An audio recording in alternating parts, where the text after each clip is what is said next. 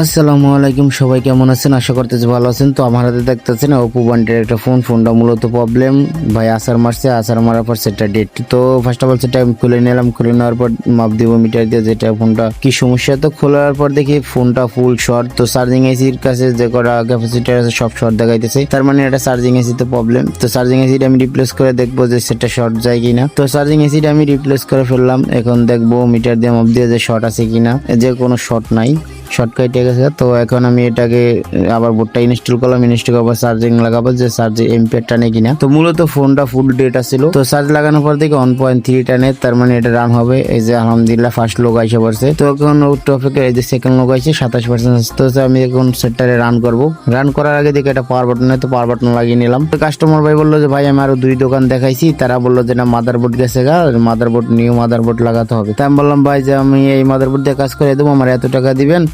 বললো যে ভাই আচ্ছা করেন। তো আলহামদুলিল্লাহ ফাইনালি কাজটা কমপ্লিট। কাস্টমার ভাই খুশি, তার ডাটা সব পাইছে।